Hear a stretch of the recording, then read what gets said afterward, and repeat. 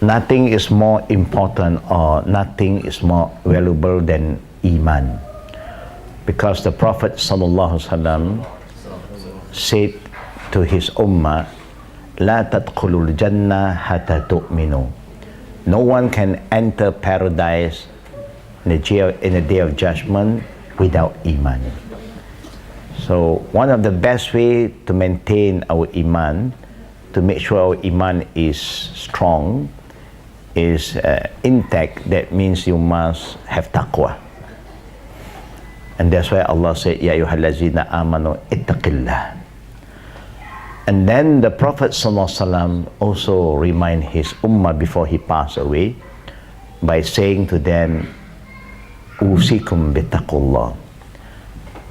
He left a very important wasiyat by saying to his ummah, be faithful to Allah. Taqwa means be faithful to Allah.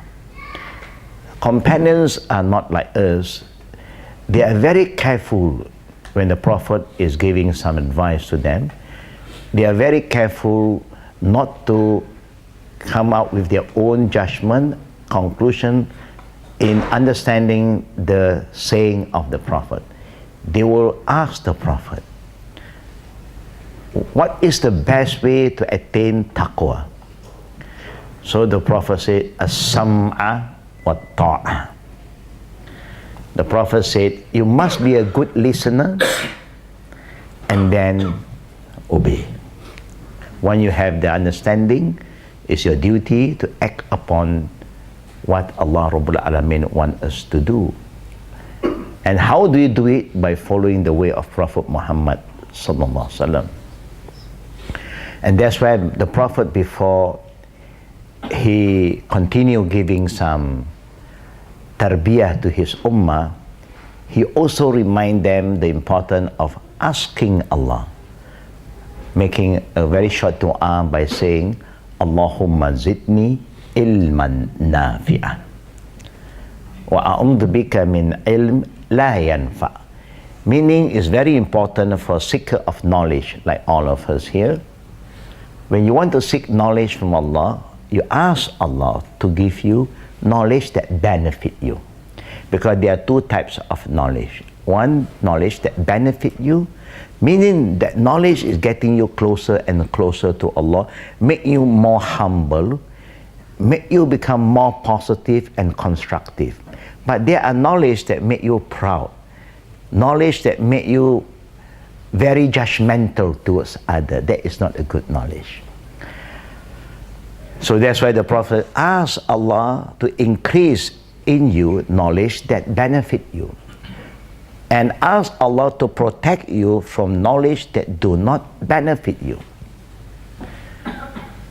I have experienced a lot of, in my 30 over years talking, educating Jama'ah, I've seen a lot of people fail, because the little they know, suddenly they become very judgmental.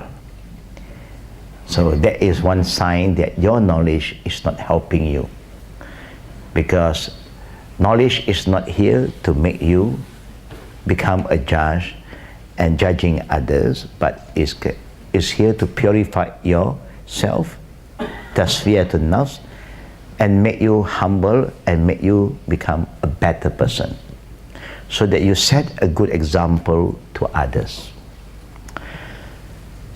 Now there are many things that I am sure that all the sisters and brothers have been exposed to, but it's very important for us to understand these two topics that we are going to share with you about the importance of sabr, because Allah said, Inna Allaha ma'as sabirin. Allah said that Allah is very close to those who have patience. As-sabru ala shada'id. Patience is not that after you let out your anger, you express your anger, then you say, now I have patience now. No. Patience is when you are tested by Allah, you can control yourself. When you are put into a test, you know how to control yourself. A person who has patience is a person who are very careful with his word and also his action. Now you cannot shout at somebody, then you say, okay, I'm okay now. No. So the minute you are tested by Allah, you know how to control your anger. The Prophet sallallahu alaihi wasallam is the best example. He was tested by Allah Rabbul Alameen more than all of us. But the way he responds is he always pray for others. Before he wants to say anything, he always pray for them. May Allah give them guidance. Prophet are not facing people like you and me. Prophet was facing the pagans, the disbeliever. We hardly engage with the disbeliever when we talk about da'wah. Normally when we talk about Islam, we are just sharing the Islamic knowledge among ourselves. We hardly really engage and reach out to the not yet Muslim, where the Prophet was sent for them. So Alhamdulillah, because of his personality, he have a lot of patience, Alhamdulillah, sabr, that make a lot of people attracted to his character. Because he don't have to say something, he just silent. There's a lot of wisdom behind it. That's why the Prophet said, Man kana yu'min billah wa yawmal akhir falyaqul khairan aw liyasmut. Whoever believes in Allah and the day of judgment, if you want to say anything, make sure that what you say benefit you and benefit the listener. If not, then it's better to be silent. To be silent is not easy sometimes. Not to eat, not to drink is more easier than not to speak. That's why one of the tests of Allah Rabbul Alameen to Prophet Zakaria is not to speak. Not to speak for 3 days. When people ask you anything, just respond with body language. No word.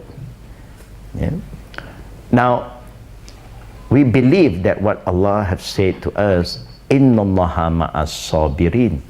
Allah is always very close to those who have patience. Among male and female, normally, who normally speak more among ladies and men? Normally, I think the ladies, Alhamdulillah, Allah have given you the talent. That is because women's fitra, they like to express themselves. They don't keep. Anything they feel, they don't feel good, they will just express themselves.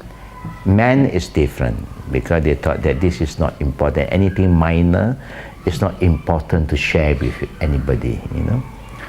So that's why if you look at the fitrah of the woman, if they go out for shopping, for 1 hour, they can talk about the experience for 1 day sometimes. But for the men, if they went out anywhere for even 1 week, they just spend 1 hour, finish nothing to say anymore. Because we don't think it's important to share everything, but the fitrah of the woman. The Prophet loved us to speak, but you must know how to use your word to reach out to others, to make them respond to you. They say talking or speaking there is an art, the art of communication. What do you want to talk about with somebody? It's better to talk about Islam. That's why Allah said, وَمَنْ أَحْسَنُ قَوْلًا مِمَّنْ دَعَا إِلَى اللَّهِ وَعَمِلَ صَالِحًا وَقَالَ إِنَّنِي مِنَ الْمُسْلِمِينَ. إِنَّنِي مِنَ الْمُسْلِمِينَ. Whose speech, whose word is better in the sight of Allah than the people who always talk about how to invite others to come into Islam. Da'wah. Da'wah is the best speech. Yeah, how to invite people to Islam. We have been learning about Islam, but we fail to invite others to Islam. When you do that, you need a lot of sabr. Because when you talk about Islam, it's not easy for people to respond to Islam, especially at our time today, because of the media that is always against us. That it's not easy for us to show them the beauty of Islam. Islam is a very beautiful religion, because Islam, if you look into Islam, is a very practical, rational, logical religion. Yeah? It is relevant everywhere, at any time. It's not something outdated. No. Even until today, we just came back from China having a dialogue between we and the disbeliever. Not interfaith dialogue.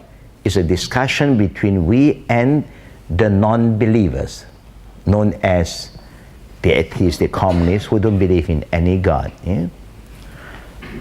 But Alhamdulillah, now they are opening up.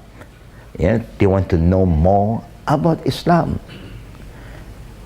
And they themselves have expressed their feeling that they have learned a lot from us.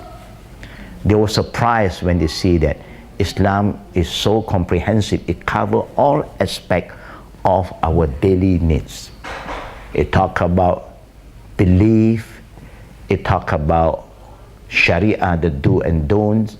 It talks about your personal relationship with Almighty Allah, God. It talks about your responsibility towards your community, the social responsibility, about mu'amalat. It talks about munakahat, about family laws, the do and don't, about marriage, about divorce, about rujuk, about inheritance, about children's right, about husband's right, wife's rights, responsibility, and so on. Everything we share with them. They were a bit surprised to see that Islam covers every angle. Yeah?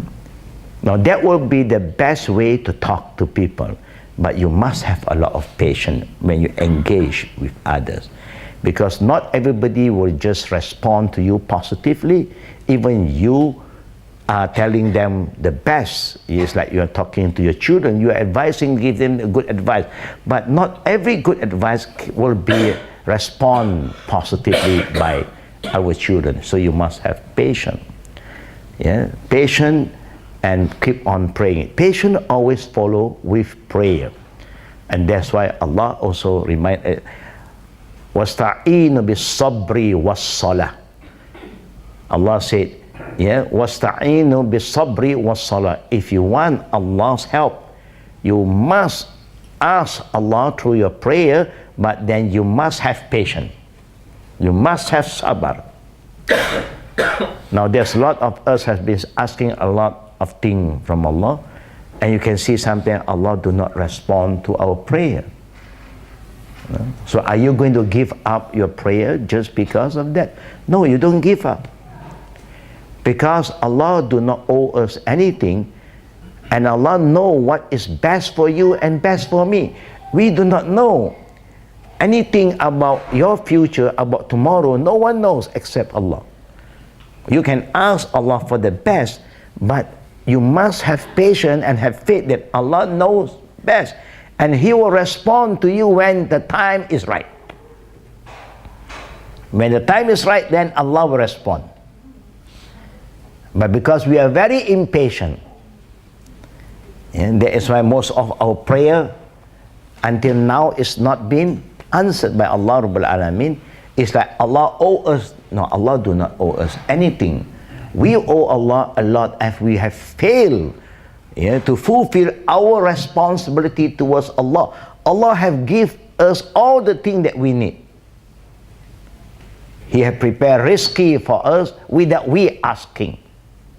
That's why we survive until today.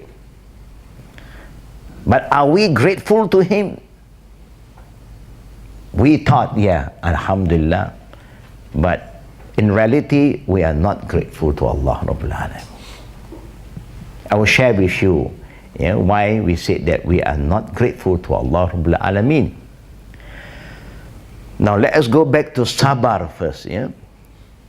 Sabar is a word I shared with you one day when Imam Abu Hanifa left his wife after he married that woman for a few weeks. Then he left her. He left her not for 2 days, 20 days, but almost 20 years. Why he left the wife? Because he need to equip himself with more knowledge. He was an imam, but he still have to enrich himself with more knowledge. Because seeking knowledge has no end. Seek knowledge from cradle to grave. There's no end in seeking knowledge. The minute you stop seeking knowledge, then you are going backward. You become ignorant again. Yeah? So when he left his wife, he went to seek knowledge with some great scholars, and time passed so fast, almost near to 20 years. But you see how patient the wife is? Today, if your husband disappeared for 20 years, 2 days you get very upset already. You know? When there's no news for 2 days, 2 weeks, 2 years, khalas. You have all the right to ask for file for a divorce. You see, I don't know where is my husband, dead or alive, you know. At that time, you don't have all this smartphone, you don't have all this kind of communication. You really have to go home, yeah, to meet up with the people that you love. So, after almost 20 years, then he felt that it's time for him to go home.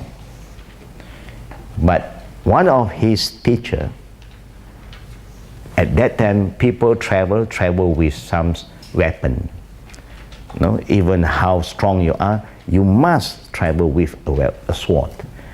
So the teacher pulled up his sword and write something on the sword. And then he put it back. And he said, don't open it now. You open it when the time comes. Now he left his teacher and he's on his way back home. Then near to his house, when he come close to his house, he saw a young man, yeah, that is praying, yeah, with his wife. He was very, very upset. He cannot imagine that his wife have betrayed him. He went out to seek knowledge, and the wife is having fun with another man, a young guy. So he just pulled out his sword, and then he saw a letter written on the sword. Yeah, Sod Bara Sabar. Then he just put back his sword, and then he asked his wife, who is this young man? The wife, when she saw him back, was so happy, but he was so angry. Then she said, don't you remember, you just married me after 2 weeks? We have a good time before that, and then you left us. This is your son. You see, what will happen if you don't have patience? That means you are not supposed to pass any judgment, make any statement without really know about the truth. Any news that reach you, brother and sister, what should you do? So you just jump into conclusion and start to come to a judgment that this is like this is like that. No, you must have the time to clarify, tabayyanu, to make sure that whatever you hear is true, is 100% true, then only you talk about it. It's like today you get a lot of media, is telling us about it is a lot of messages, then you jump into conclusion. You say, pass this information to others. You keep on passing. You are not supposed to do that. We are not supposed to spread the wrong information. You must have the patience to hold on, even if the people say, well, this is in the Quran, what's this way? You still have to check why, because the media can do wonders. They can just quote any ayah, and then they just say the ayah have a different meaning, but they twist and turn the ayah and say, this is written in your book. And then you got confused. We have a reference to go back. The Quran is in everybody's home. So you have to go back and double check whether when he said chapter so and so, verse so and so, this ayah, this is the meaning. You have to go back and reconfirm everything before you get confused. Today we all get very confused sometimes because of the messages. This is just an example. Patience is very, very important in life, because a lot of wisdom will come to you when you have patience. So I believe, because today, if you look at the scenario today, when you don't have knowledge, you dare not say anything.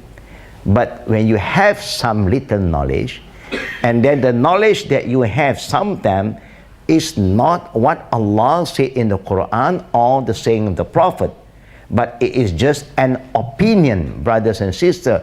Remember, if anyone is teaching you something about Islam and there is no reference from the Quran and Sunnah, it's pure opinion from another scholar. This scholar said so and so, that scholar said so and so. Remember, it is an opinion. An opinion don't give you the right to make any judgment to anybody. The one who have the right to judge something is only Allah. And Allah have revealed everything in the Quran. If there is an ayah that Allah said so, then it's true. If the Prophet have mentioned about this particular issue, it's true. But opinion is just opinion. Who give you the right to use the opinion of somebody and judge other people? You cannot do that. No judgment in Islam can be used just based on opinion. You must have the patience to understand the Islamic ruling before you say anything about Islam. Number one, Allah Rabbul Alameen is telling us, this religion, Islam, don't belong to scholars, don't belong to you or me. It belongs to Allah. Inna dina indallah al-Islam. It's Allah's religion. So anything related to Islam, you cannot quote an opinion and make a judgment. You can't do that. Anything under the name Islam must go back to the reference of Islam, the Quran. And Allah Rabbul Alameen also remind us this Islam is very unique compared with other religion, because Allah said, Al-yawma akmaltu lakum dinakum wa atmamtu alaykum ni'mati wa raditu lakumul Islam dina. Allah have remind us 1,400 years ago, this religion Islam, I, Allah, have perfected the religion for you. Everything is there. It's ready-made. You don't have to plus, minus here and there anymore. Just accept it. This is what Allah said. And I have completed my favor upon you. Whatever you need about your life, about your future is in Islam. From the day you were born until you die, Islam have covered everything. How to discipline yourself, how to educate yourself, how to purify yourself. That's why Allah said, Qad aflaha man zakkaha. Success are for those who purify themselves. Keep themselves pure. Physically, mentally, spiritually pure.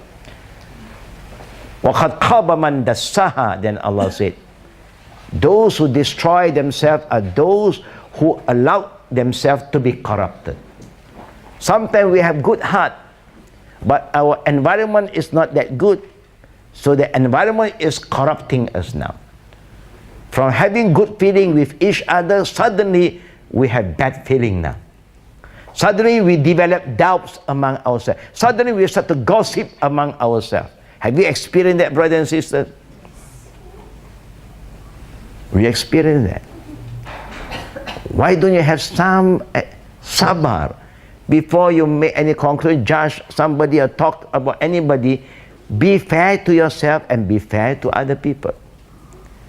Yeah, sabar is very, very important in life. With patience, you can solve a lot of issues. But you don't talk first. Yeah? Don't talk first. Patience means control your tongue. Yeah? Any word is out is like a bullet. No, one is out, you cannot pull back anymore.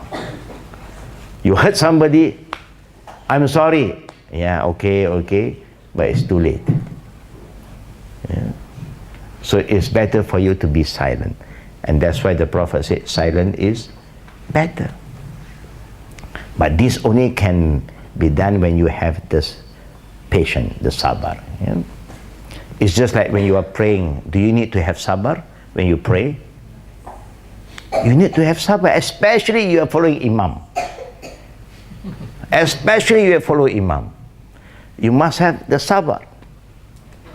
To the extent that the Prophet ﷺ said, إِنَّمَا جُئِلَ الْإِمَامِ لِيُؤْتَمَ بِهِ. Imam is there to complete your prayer, to make for you to follow him.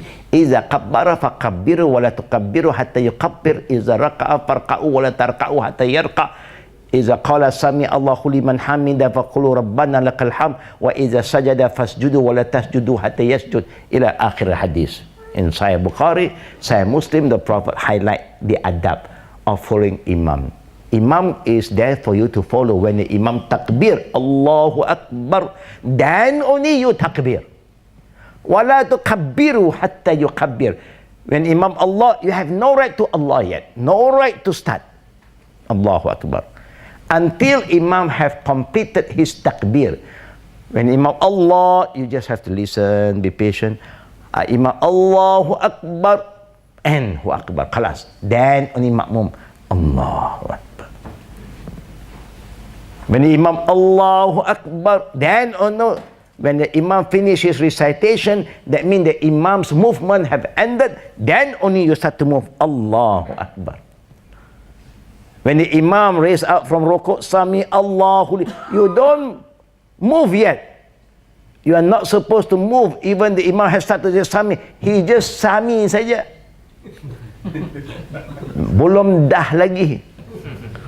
You must wait until Sami Allahu liman hamidah. Sudah. Then only you raise up from bowing, Rabbana lakal hamd. When the Imam going down for sujud, you don't move down. You don't move. Until the Prophet ﷺ companion said, none of us, when we follow the Prophet in prayer, move while in the standing position to sujud, until we are sure the Prophet had put his forehead on the ground. Now, how can you look at the movement of the Imam? You can't. You must focus and look only at the place you put your forehead. How can you look at the Imam? And the woman, you cannot see the Imam at all. But the Imam must have the knowledge that his movement ends with his recitation. Allahu Akbar. When his barf ends, his movement ends. Then only the makmum start to move from standing to sujud. Or the Imam coming up from the first rakat to the second rakat, the Imam is going to start Allah. He don't have to drag, but sometimes Imam don't have the right understanding. The Imam can move first towards the end. Yeah. Then only he said Allahu Akbar. When he said Allahu Akbar, that means now he's standing up. He is up there already. Then only the makmums raise up their head in the state of sujud to the second rakat. Now, if you want to see what I'm telling you is happening or not, one day you put a camera. And then when the people are praying Jama'ah, after the Jama'ah prayer, you just have a look again. What happened? You will see a lot of Jama'ah have no patience in following the Imam. And there are times that the Imam's movement is slower than the Ma'mum. I give you another simple example. You follow the Imam not only through the movement, even the recitation. When the Imam said, Waladdallin, remember that? What the Ma'mum should say? When do the Ma'mum say Amin? After Imam start to say Amin, when Imam then you Amin. But sometimes the Imam recite Fatihah. Come to Amin, the Imam follow Ma'mum. The Ma'mum is very impatient with Amin. Before Imam said Amin, Ma'mum say Amin first. Then only Imam follow Ma'mum. That's not the way. This is just an example. I show you something that's very common, that's happening as we have little patience. When you're praying, you have no patience. You make dua, have no patience. Especially doing good things, we hardly have patience. Look at our children until today, they go to school. Why? They have to have patience from age 5, 6, 7, 8, 9, 10. They still have to go to school. And we are still learning until today. Alhamdulillah. But inshallah, yeah, when you have the right knowledge, then you know how to have the right patience. When you don't have the right knowledge, sometimes you get confused. You will say, apa sabar? Dah lama sabar. How long you sabar? Look at the response between husband and wife, mother to the children and father to the children. Who have more patience handling the children, the mother or father? Who have more patience? Father. Why the father say he have more patience? Because he hardly stay at home. The one who know about the character of the children is the mother. From A to Z, the children cannot play around with the mother, but the children can do politics. They play politics with their father. You know? There are times that the father only see the children once a week. Even once a week, they say, my father number one. My father is the best.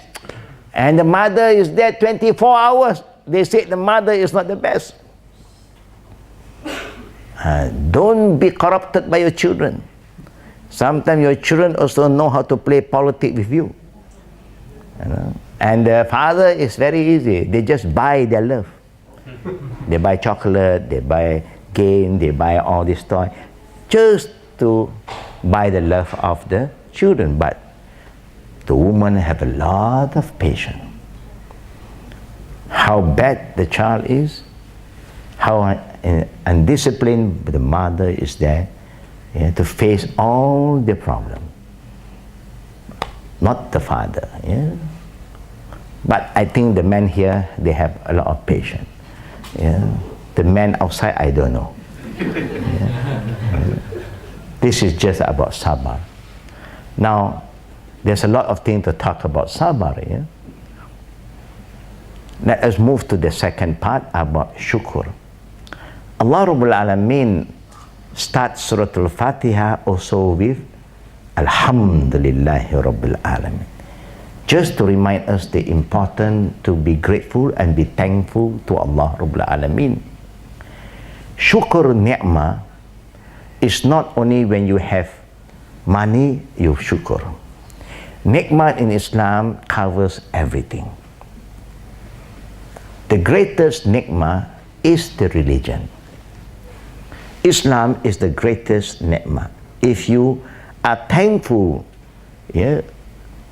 for the religion that Allah has given us, then you must try your level best. Fattaqullah mastata'tum. You must try your level best to do whatever Allah wants you to do. Give the best.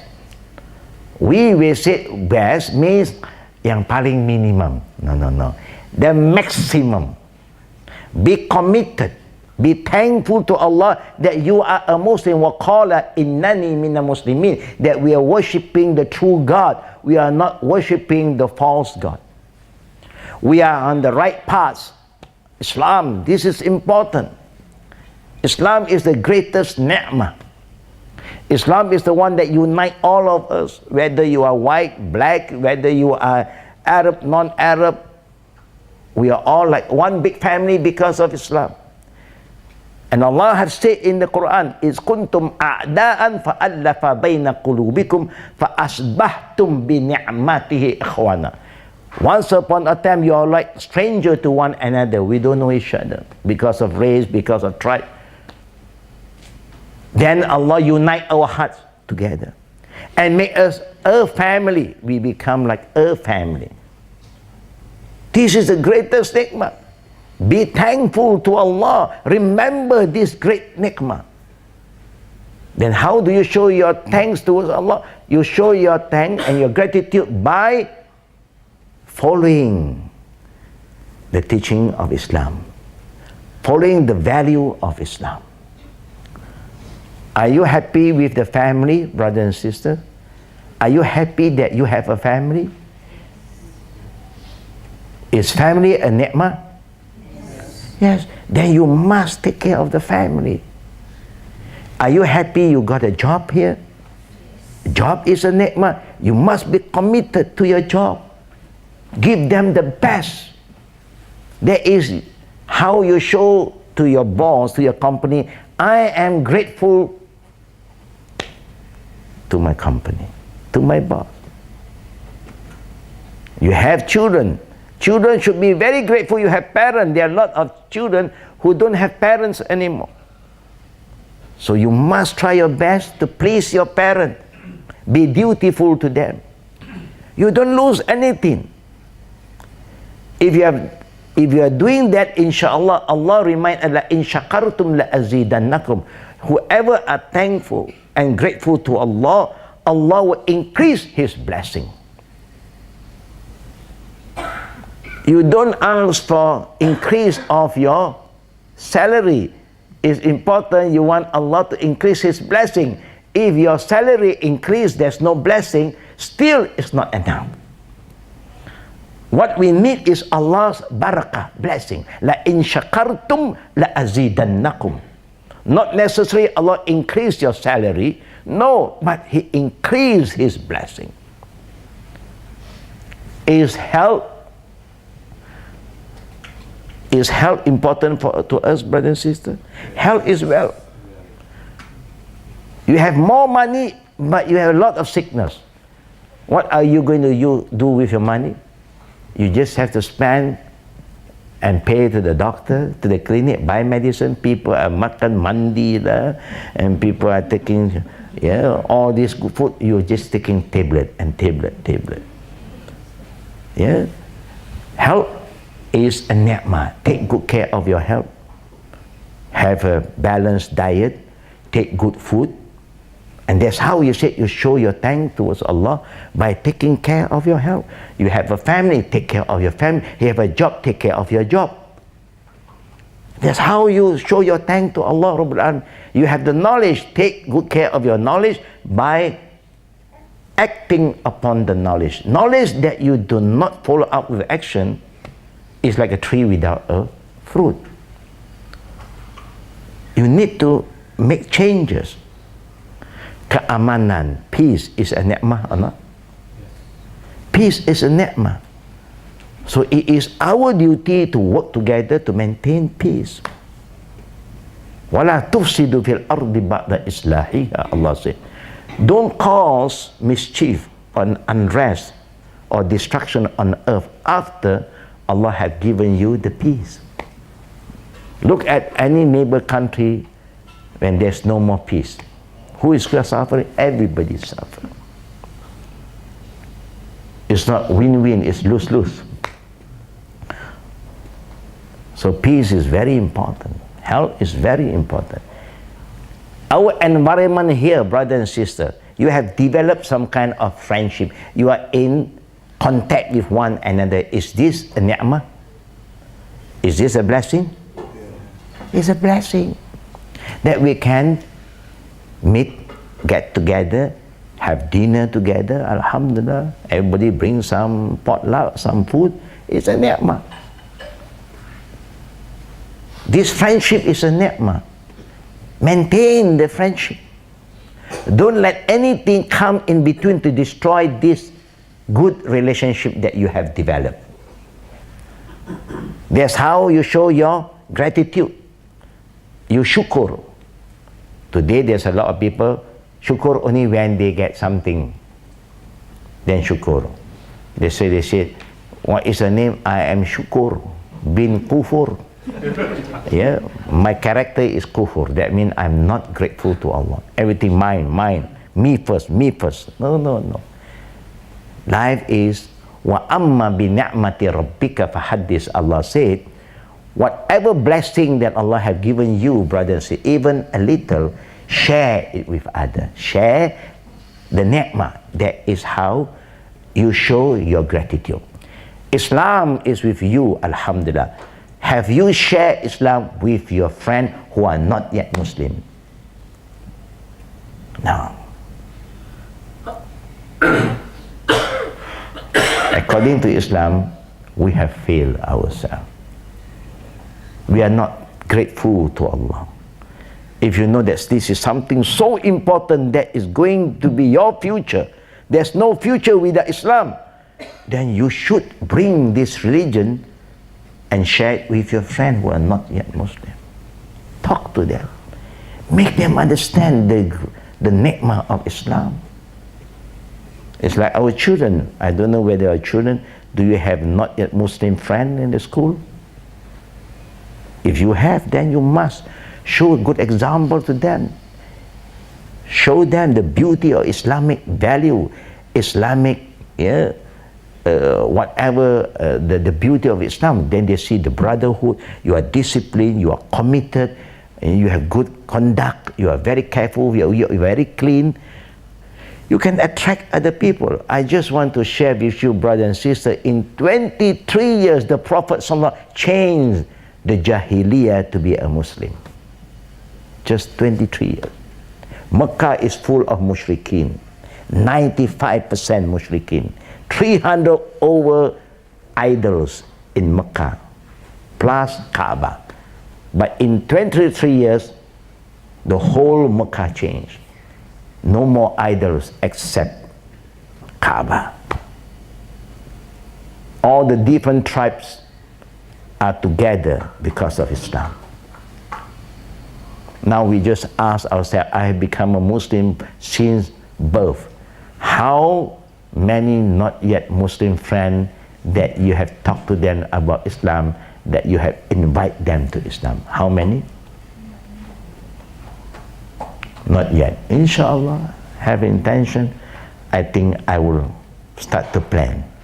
While I am talking to my friend who are not yet Muslim, I am going to show him the beauty of Islam. I want to share with him this ni'mah of Islam. Of course, at the end of the day, it's not you who give hidayah. Don't worry. After you have done your part, and don't forget to pray to Allah, oh Allah, I have conveyed the message to my friend. You are the one who give hidayah. Oh Allah, open their heart. We don't know. Not today. Maybe you must have patience. Never give up. The Prophet never give up. People say that he is crazy, troublemaker. He never stopped bringing Islam to his people. But we hardly do that. We thought that as long as I'm a Muslim, I'm okay, inshallah. No? If I go to Jahannam a few days and then I'm out again, I'm going to paradise. But my friend, who is not yet a Muslim, call us for life. They are 100% go to hellfire. Do you think they'll just go to hellfire like that? Do you know that in the day of judgment, brother and sister, they will call upon us? Do you know why Allah grant us with the title Khaira Ummah? Not for free. Why Allah said that we are the Ummatan Wasatiyah, the middle Ummah? Because we are here, yeah, as what? As what? We are here as a witness to all of them. Day of judgment, if Allah will ask them, why don't you believe in me? They said, my friend, no, Muhammad, Abdullah, Fatima, Khadijah, they never talk to me about Islam. I have no knowledge about this religion, oh Allah. I don't know anything about this religion, but I have a good friend. But they don't talk to me about this religion. That's why Allah said, وَكَذَلِكَ جَعَلْنَكُمْ أُمَّةً وَسَطًا لِتَكُونَ الشُّهَدَاءَ عَلَى النَّاسِ وَيَكُونَ الرَّسُولُ عَلَيْكُمْ شَهِيدًا. Our Prophet will stand as witness to all of us. I have conveyed Islam to you. Have you conveyed Islam to others? If you don't do that, we have a problem. Then Allah said, Kuntum khaira ummah, you are the best ummah. For who? Ukhrijat linna, for humanity. Not only for Muslim. Allah said, you are the best ummah raised up among mankind. Why? Ta'muruna bil ma'ruf wa tanhauna 'anil munkar. Because you invite them to what is right and what is true. And in the same time, you remind them about what is wrong and what is falsehood. Aman ma'ruf nahi munkar wa tu'minuna billah. You invite people to Allah. Have you done that, brothers and sisters? Not yet. Have you been learning? Yes. How many of you have been learning about religion? Alhamdulillah, 40 years, 20 years, 35 years. Shukr, alhamdulillah. What happened to your knowledge? I have some knowledge.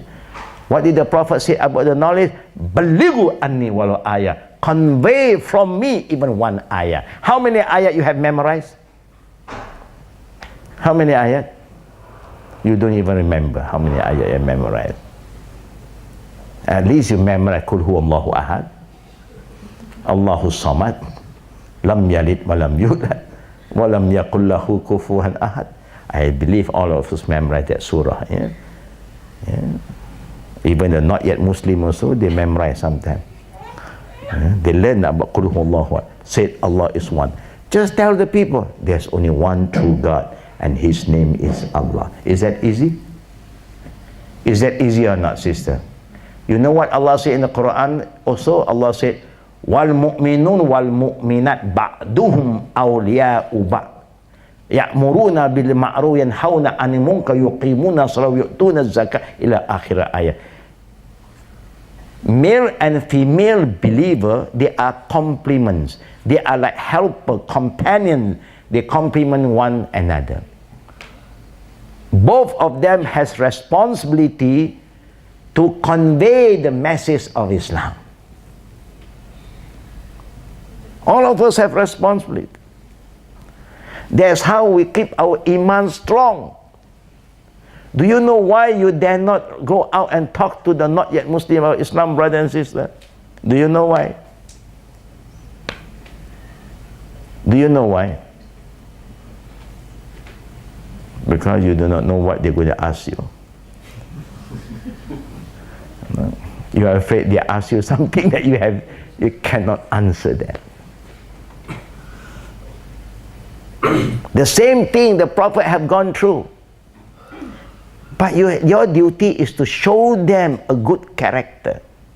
The Prophet do not da'wah by lisan only, da'wah bil hal.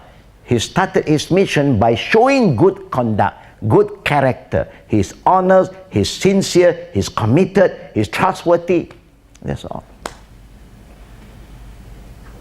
Prove to your neighbor, your friend, that when you deal with me, you don't have to worry. I will not betray you. When I say something, what I say is true. There's no lie. I don't lie. And that's how you show your personality, until people are attracted to your personality and they're attracted to your religion. Alhamdulillah, Qadir have been doing a lot of these activities,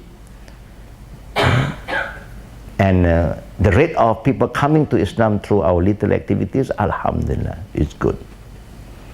Yeah? We have people who became Muslim from Japan, from Europe, from Africa, Chinese, Indian.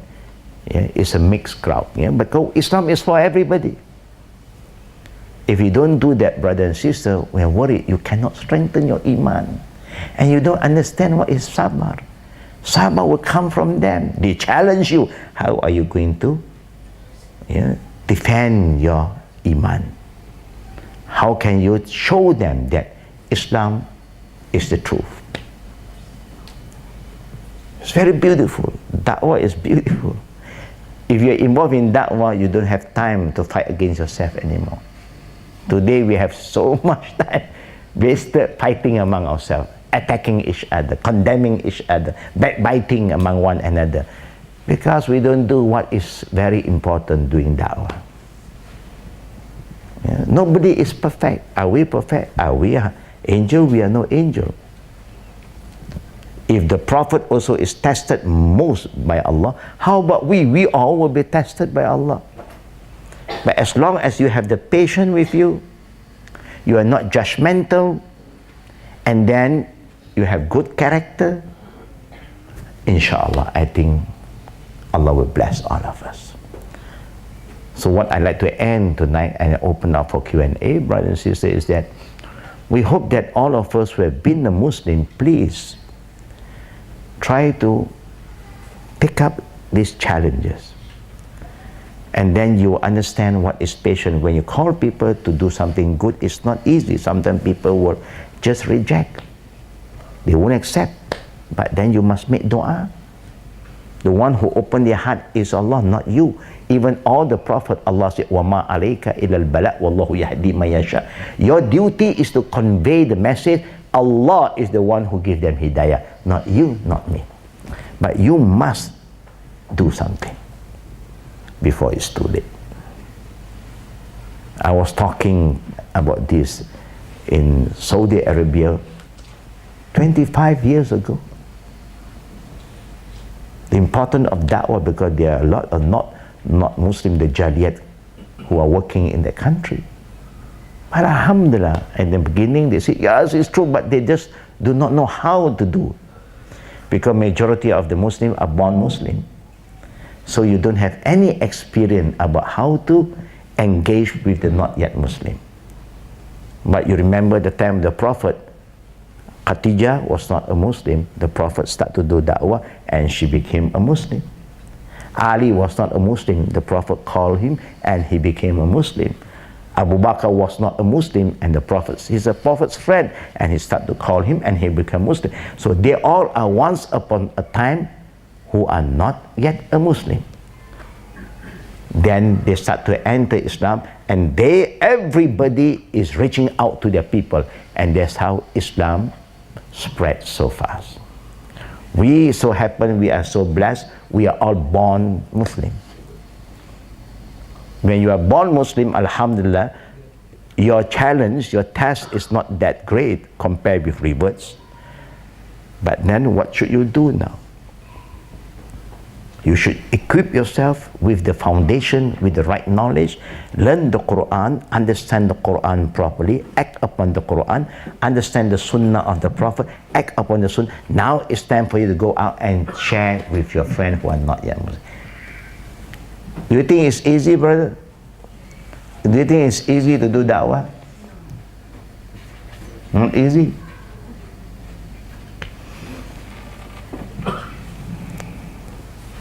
Do you know how to be a salesman? Anybody who is a salesperson here? Yeah. Da'wah is just like a salesman. We have the best product, but we don't have good salesmen around. Product, we have the best. Inshallah, I think we can do. When we start to think, we can start to plan. How do you have one friend who are not yet Muslim who is close to you? You focus on that guy. Start from there. Now I give you tips. I show you tips. First, before you want to talk to them, you don't give a lengthy speech. You know, this is halal, this is haram. Don't talk about halal, haram yet. You know? First, you ask him, brother, do you have any religion? Ask him. If he said, yes, I'm a Christian. Yes, I'm Buddhist. Second question, you ask him, what do you think about Islam? Now, ask him first. Now, you don't answer him yet. I just give you some, ask him, that's how you learn. Ask him and he is going to tell you because you are his friend. He's not afraid of you because he knows religious matter is very sensitive. But because you are close to him, you want to know, let him express himself. Don't get upset. Be patient. Yeah? You just listen carefully, smile. Don't worry. Now he's going to tell you a lot of things. And most of the time he'll tell you the truth, how bad Islam is. Not practical. This religion is too strict. Too many laws. Too many don'ts. What are you going to say? Get angry? You want to fight with him, jihad now? You're anti-Islam, huh? That's not the way. Listen. Note down. Oh, okay. Let him express. Let him throw out everything and then you write it down. But don't give an answer yet when you don't have the answer. Then you look for a scholar who is good in da'wah and get the advice. And if you dare not talk to him in the future, you bring him to the scholar. Let the scholar start to talk to him. And you will learn from that. Then you start to learn. Oh, it's not difficult, not difficult. You don't blame them attacking Islam because what they say actually have nothing to do with Islam. They are just attacking religion of Islam because of the Muslim. Because the Muslim is showing a lot of bad example. Have you experienced bad example with fellow Muslim? When you do business with Muslims, do you have problem? Yes, huh? When you do business with not yet Muslim, do you have problem also? Sometimes, but they seem to be better.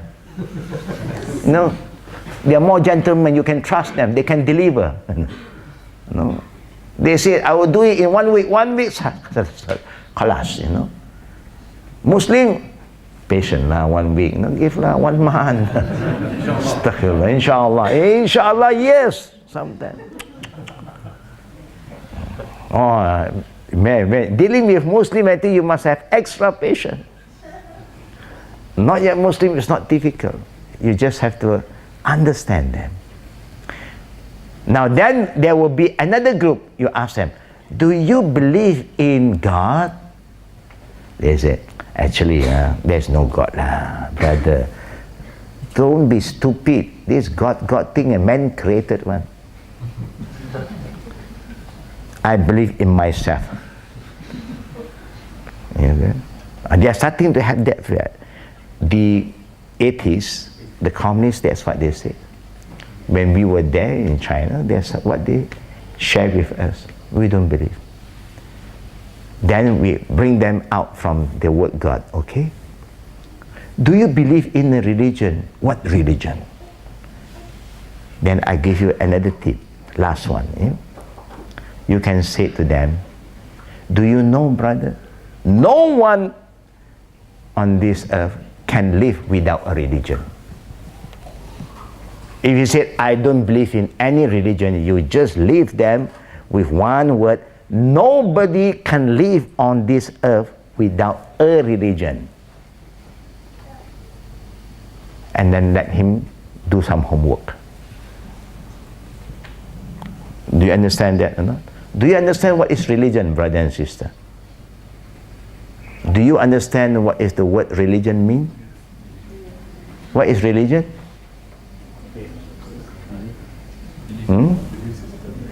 Belief is Iman. Religion is what?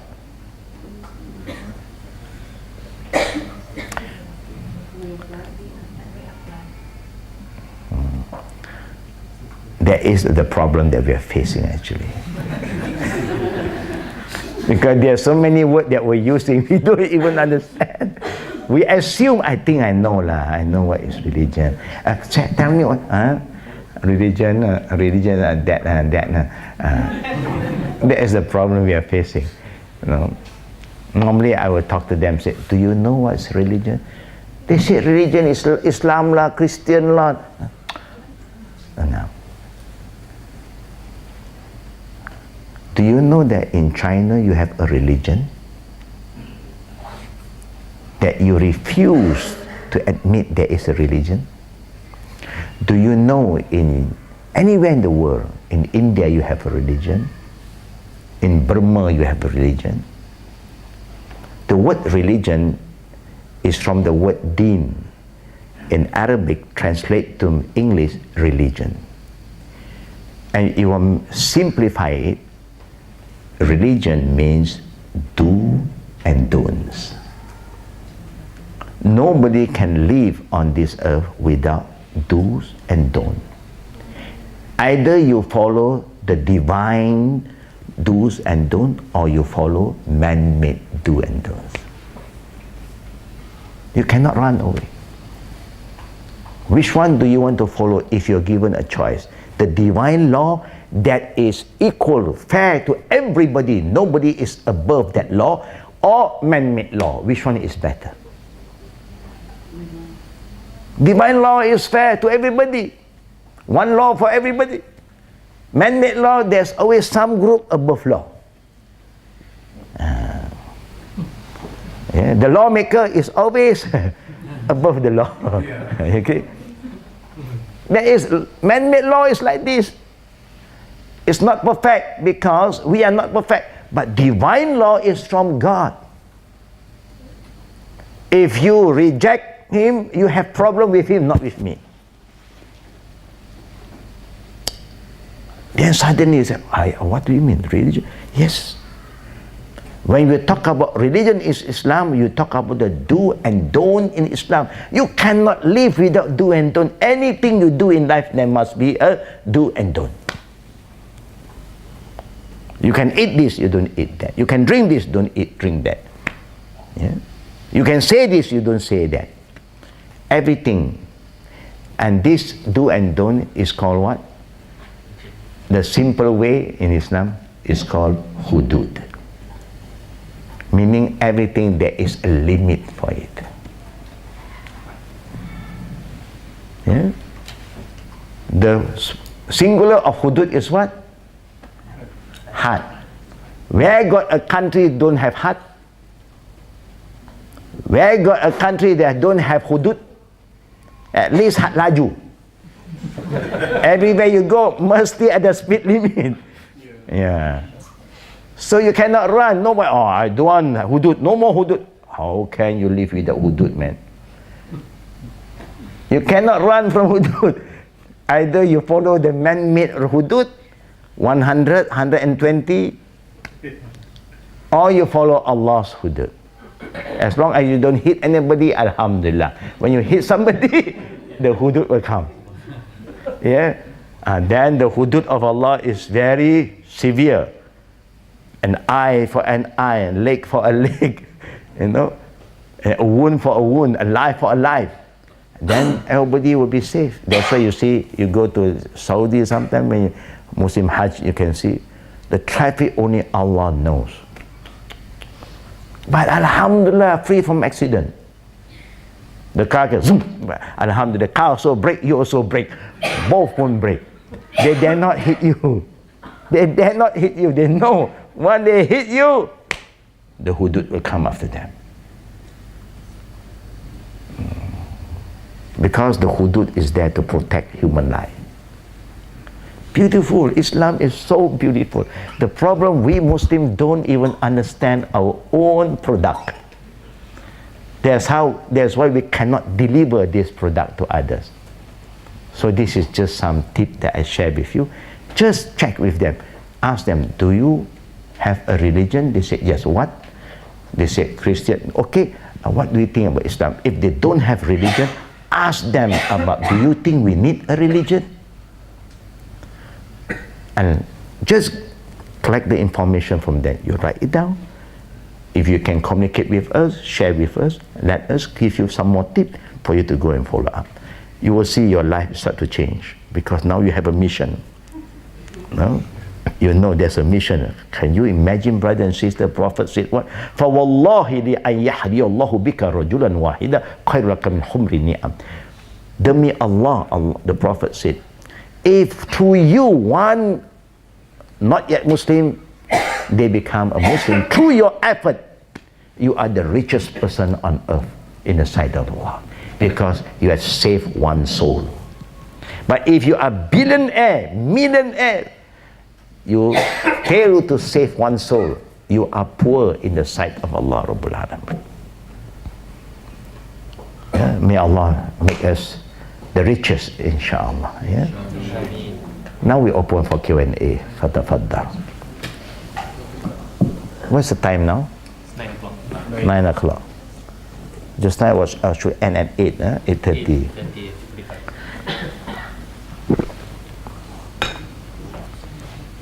We can start from the sisters if there is anything from the sisters. And the battery is low. This one. Any question from the sister side?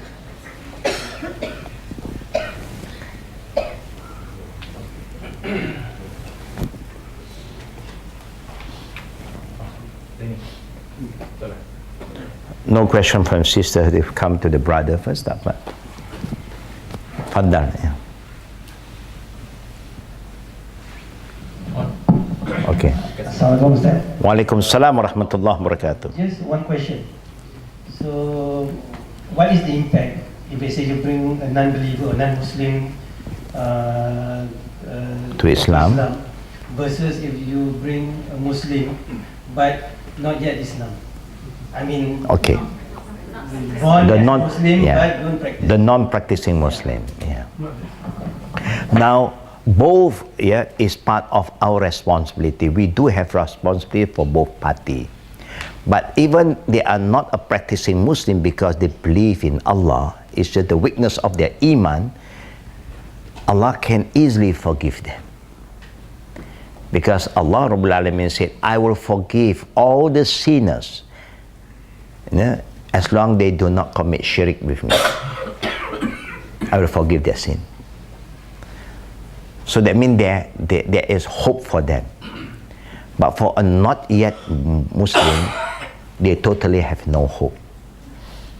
So if you ask me which one is more important, it's very important to do da'wah. That means not everybody, some will go out, and then some will look into correcting the ummah. Among Muslims, we are not using this term da'wah. It's not correct. Da'wah is only applied to not yet Muslim. Among Muslims, we call it Islah. Because Allah in the Quran said, Innamal mu'minuna ikhwa fa aslihu bayna akhawaykum wattaqullah la'allakum turham. All Muslims are like family. They are like brothers and sisters. You have to rectify. You have to remind each other. You have to islahkan. So we don't call da'wah. Da'wah is only reaching out to the group who are not yet Muslim, who are outside, bring them in. The one is inside now, we just have to remind them, وَذَكِّرْ فَإِنَّ ذِكْرَةً فَعَلْ مُؤْمِنِينَ. Allah said, remind them, because reminding the Muslim always benefit them. Or you said, what and the other term that the Prophet also used, ad-dinun nasiha. Our religion always reminds us to give good advice. So for those who are Muslim, they are not practicing yet, it's just reminding them, giving them advice. It's important too, but even they have mistake here and there, Allah can forgive them easily. But for those who are not yet a Muslim, who commit shirk, there's the greatest sin towards Allah. This one also we do, but we try to reach out to others. You understand that, inshallah? Jazakallahu khair. Faddal. Waalaikumsalam warahmatullah. My question is, after in a lot of communities, after rivers turn to Islam, alhamdulillah, they're always lost. They don't know where to go after. And what have your organizations, maybe from an experience, can you share, perhaps? Like where should they go or what should they do? For example, in Dubai, I do have friends who are Muslims, but they're lost. They don't know where to go, which organization to go to, or, you know, as Muslims, as individuals, we can do a part, but how can we help them as a group? Alhamdulillah. That's what Al-Khadim, we organize follow-up program. And then we train our seniors, or they are born Muslim, or they are reverts to, so that we train them to be the buddies for the new one. Yeah. So you have maybe one, take three. Now this is three sisters or three brothers under your care. And then we'll back you up in whatever we can, but we want somebody to have that kind of personal relationship. It's not difficult, sis. Once you organize yourself, you'll see it'll be very easy. Only in the beginning you do not know, you thought there is a problem. Yeah? But when you do things collectively, that's why the Prophet said, Alaykum bil jama'ah, jama'ah rahmah, firqa azab. Always do things collectively, be together in a team. You may not have a lot of time sometimes, but when you have 3 or 4 sisters around, when you don't have the time, you call the other sister, can you please follow up my sister? Or can you call her? And so that's how we do things. Even until today. This is what we do back home. Yeah? In our center, we have this kind of follow-up program. And we have a lot of counseling going on. And the way we do it a bit unique, you know, how when people, our classes is open for everybody. Everybody can come and learn. Because we reinforce value. We don't talk about ritual so much, but we talk about value. Because value, everybody can accept. And then when they are ready to be a Muslim, you know what we will do, sister? We say, we want to talk to your family. Please inform your family about your intention to be a Muslim. Do you know why we have to do that? If you are in an ASEAN environment, Asian people are very family oriented. Yeah? Not like the Western. The Western, they are very individualistic. You know? So when the people who are very family oriented, you do not want them to cut their relationship, their tie with the family. You want to educate them to show them how beautiful Islam is. Even when you want to be a Muslim, Islam never allowed you to cut ties from your family. You must get closer to them, respect them. They have right upon you. They have the right to know. And one day if their family come to know, they have less problem. But if they hide themselves from the family and they have to go home, and the family is going to cook for them like normal, and how many days you can say, I'm okay, I'm not hungry, I'm not hungry. Every time you come and eat with us, suddenly you don't eat. How many days you don't eat? What happened to you? Yeah. Or I'm vegetarian. But we are so cooking vegetarian what sometimes. Yeah. Then you have problem. You see. So what we do, you bring your family and let us talk to your family. Now when we engage with the family, alhamdulillah. It's not easy for the children to talk to their family. I know it's not easy. But it will be easy because sometimes you must remember, if you talk about the Chinese have also certain culture. They have a culture of respecting the elders. You know? There is their culture, very strong culture. We also have this culture. Islam also have the culture. You know, you must show respect to the elders. So if young people talk to the parent will not respond. You need a person who is elderly a bit to talk to their parent.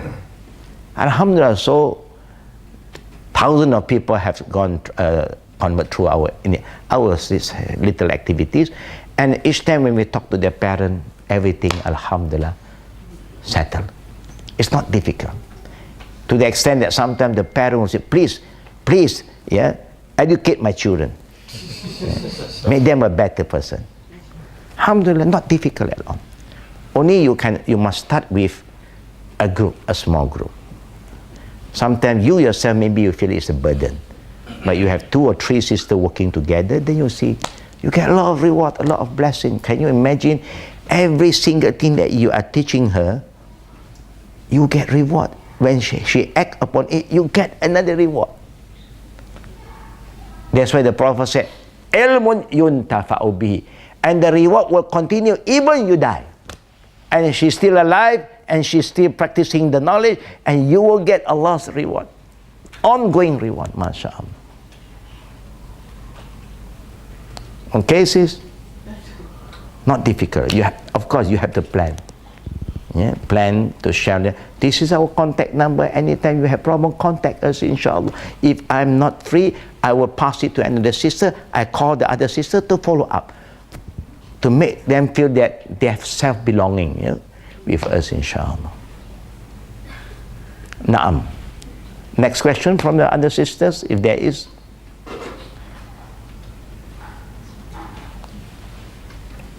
If our mind is working towards that direction, you can see there's a lot of things that we can do. And we have no time to entertain all the minor issues that we are facing. No more time. No more time to waste, actually. Yeah. No question from the sisters? No more question from the sisters? No. Any last from the brother? From the young brother here, please.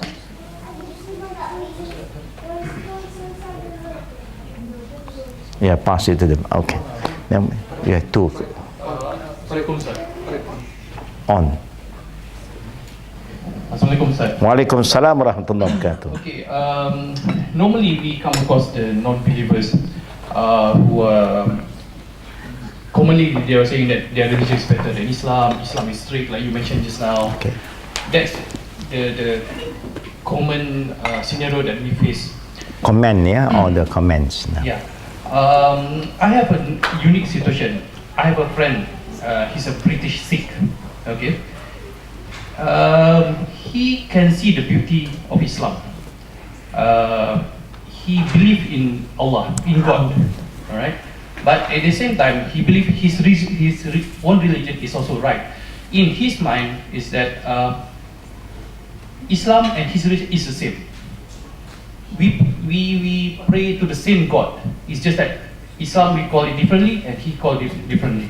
He said, you have a holy book, I have a holy book. You have Prophet Muhammad, I have my own prophet. Their guru is the prophet. So for him, there's no distinction, it's the same. At the end of the day, he said, all religion teach about good. About good, exactly. And when we pass away, we go to the same place and meet the same God. So for this kind of like friend of mine, how do you convince him to say that Islam is the only one? Yeah. I have few discussion with all this group of people. Like you say, they always say all religion teaches to do good. Actually, Sikhism, are you talking about the Sikhism? Sikhism and Islam is the same, you know. That's why they also have their sabda. They use the term sabda. We use our Prophet's hadith sabda Nabi, kan? They use sabda. Exactly. Yeah. They also have their rukun Sikh. We have rukun Islam. Rukun Islam, ours 5. Rukun Sikh is Sikh. Yeah, it's true. No. I was discussing with them before. We have a discussion at the Sikh temple. No, they explain to us one by one. So we explain to them what Islam said about the Rukun Islam. They say, yeah, you have your Rukun. We also have our Rukun. Our Rukun is 6. You have, we Iman, Rukun Iman 6. But their Rukun 6 is 6. Yeah? Very interesting. But of course, like I said, and everybody actually have that kind of mindset that everything is the same. Yeah? Only different vehicles. Yeah, we are using different transportation. Yeah? We are going to the same area, yeah? But then it's your duty to show him that Islam cover more than what the others have covered. It's true. But if you go back to the history, there was one argument that we are not arguing, discussion, that to the extent that you know what they said. My Guru Nanak, he was a Muslim. They have to admit that Guru Nanak was a Muslim. Do you know why they say Guru Nanak is a Muslim? They say Guru Nanak went to Mecca. We know you cannot go to Mecca, you are not Muslim. But, I mean, Hidayat, of course, is Allah who gave. When they're starting to talk in that manner, that means they're very close already. Now it's just Allah's Hidayah. But you don't cut them off. You share with them more and more. Actually, if you go back, Baha'i, Sikhi, they are origin from Islam. They split from Islam. If you go back to the history, their origin is from Islam. Like Baha'i, they are Muslim, but later on they were been influenced by another group of people to destroy the Muslim within from inside. Now they start to come up with another ideology that all religion is the same. No? So that's why the Baha'i temple, when you come in, you don't bring your personal religion there. You leave your personal religion outside. We come in, all are worshipping the same God. What name you want to call is up to you. That is their version. Yeah? But we as a Muslim, we know that before you want to say that you are Muslim, you must deny others first. La ilaha illallah. There must be a nafi. You must not accept others first. You only confirm illallah. Then only you have the right understanding about the right God. But you don't have to stay away, still get closer, no problem. You do not know, one day they'll start to, because I have converted through my experience about 6 Sikh people. Yeah, 2 of them are sisters, 4 are brothers. Yeah, Alhamdulillah. It takes some time sometimes. As long as you don't cut them off, get closer and get closer. One day when they start to realize that Islam is more comprehensive. It covers more area than what they have in their book. Yeah, don't worry, it's good. Just don't cut off the relation and the communication with them. Keep on talking. Share with them the beauty of Islam. Show them how beautiful, how good Islam is. But sometimes we fail to prove it to them. They can prove to us they are better than us sometimes. And that is something that we are worried about, because we fail to prove to them that Islam is better. Yeah? Through our action. That's why I said, talking Muslim everywhere, practicing Muslim very rare. Yeah? But we hope we will start within ourselves, our small little group. We have the right spirit. When we go out, we invite our friend. Normally when we do this kind of activities, we love if you have friend, neighbor who are not yet Muslim, can you invite them? Invite them for makan dulu. Have some Malaysian food, and free food, alhamdulillah, laksa today, alhamdulillah, and then let them sit down, and then we have some discussion. You will see, even like tomorrow, if you have the outing, if you have some friend who are not yet Muslim that you think that you can invite them to join, just invite them to join. Then what we are discussing, very open kind of discussion, very informal. We do not know. Maybe there's certain thing that trigger them. They may want to know, and then when they know what is good, they start to think. We just want them to think. Today, a lot of people are following the norm because nobody make them think. Just like us, born Muslim, we are doing a lot of things. There's against Islam, but we do not know because nobody remind us. Everything, there's so many tradition in our belief that we do not know how to differentiate tradition and religion today.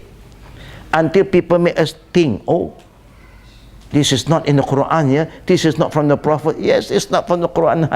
Then we start to think, oh, Now we should try to make some changes. Then only we start to change. Inshallah. Yeah? Now, pass to the young man, last one.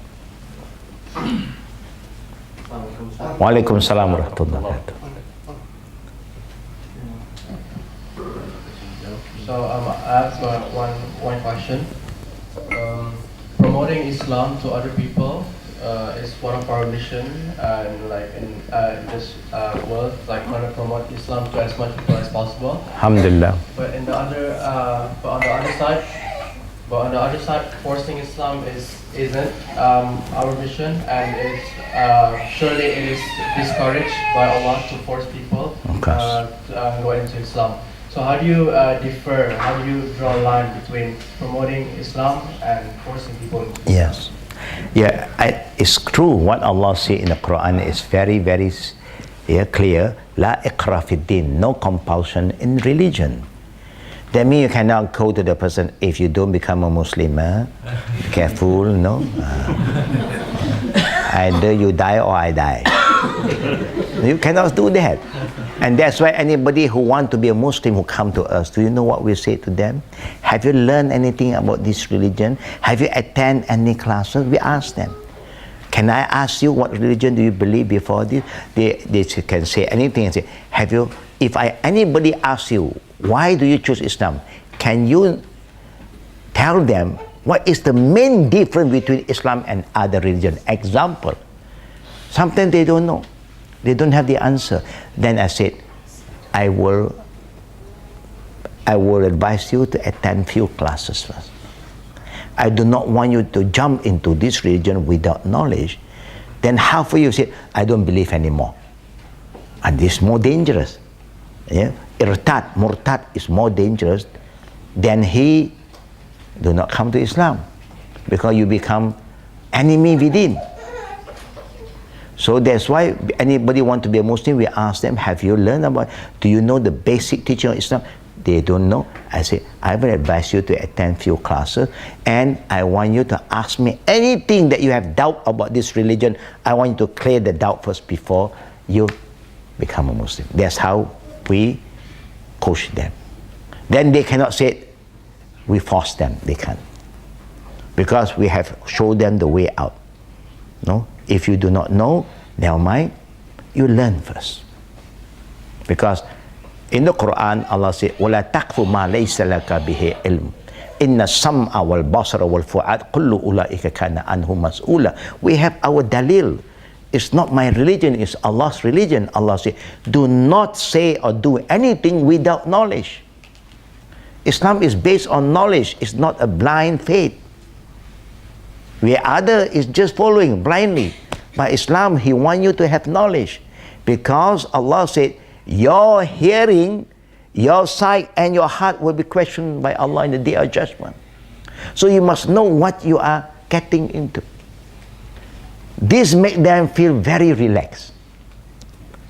No, even they are ready now. I have filled in their particular in a form, and their family is around. I still have to ask them, are you sure you're ready today?